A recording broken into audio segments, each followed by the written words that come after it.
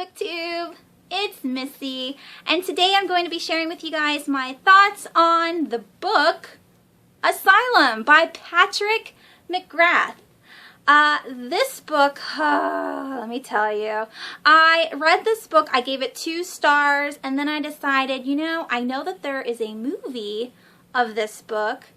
Thank you to Amanda from Amanda in PA, because she told me that there's a movie, and of course I had to look it up, and the movie, which there's a movie poster here, you can find it on Amazon for $2.99, or if you have Prime, it's instant, you can watch it for free. So I read the book and then watched the movie. Okay, so let's talk about this book, shall we? First of all, Patrick McGrath is, he's a good author. I mean, the book read really quickly. I was definitely engaged in the story the entire time, but I just didn't like the content of the book itself. Patrick, when he was little, he actually lived at a psychiatric hospital. His father, I don't know if it was the landscaper or I don't know what he did at the asylum, but the dad worked at the psychiatric hospital. So Patrick lived there as well, and that kind of, made me think of Charlie, which is the boy in this book. It's really hot. I'm sorry. I'm wearing this tube dress, but it's not helping. All right, let's get back to the story. So this is a adult psychological thriller, gothic horror romance. If you look it up on Goodreads, all of those little genres are, on the side of the book. And basically what this book is just, if you had to take away everything, the heart of this book is infidelity.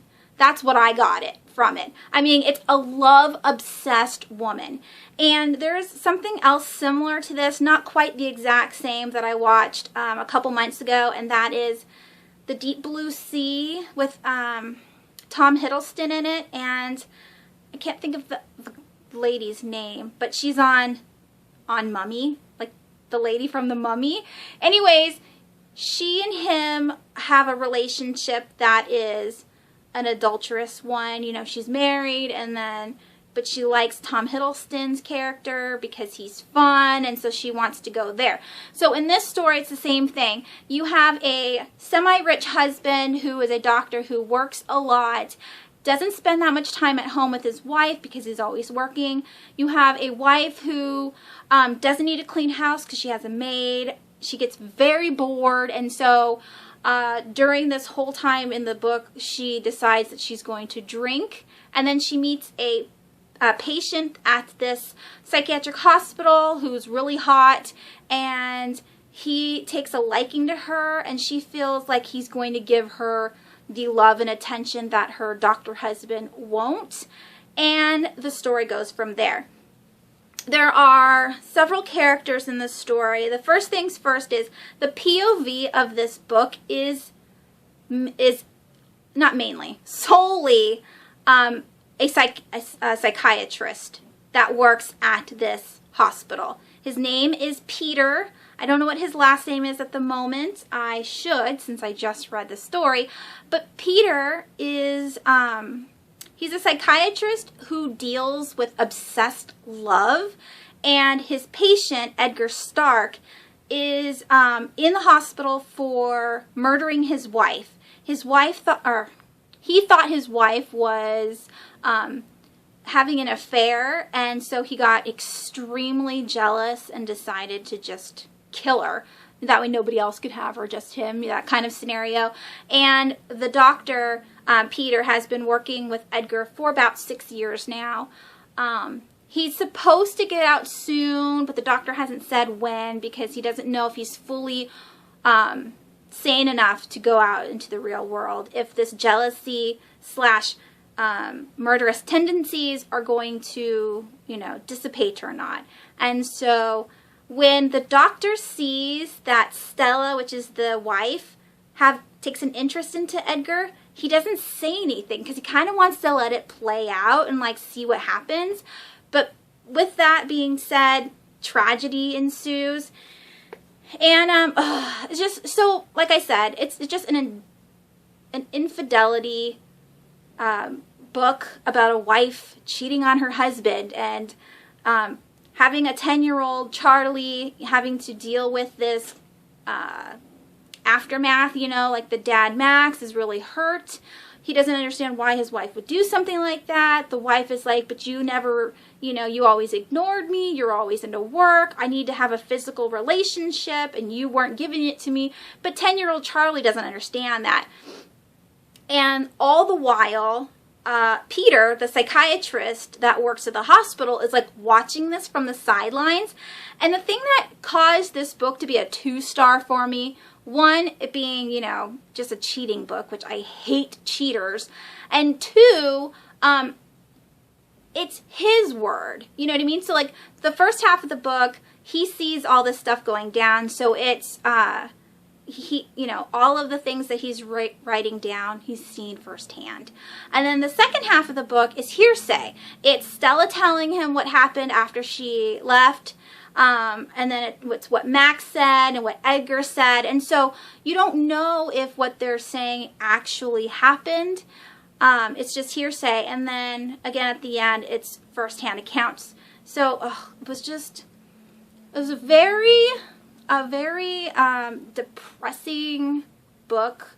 It wasn't scary at all. I don't even know why it's considered a horror.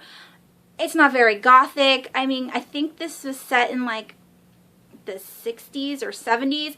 And because of this book, I decided to actually watch a few documentaries of psychiatric hospitals based in London and around London to see what kind of took place. And this one was super modern, where they had the patients locked up at the beginning when they first set their feet into the hospital, and then later on, if with good behavior, they can then roam around the grounds.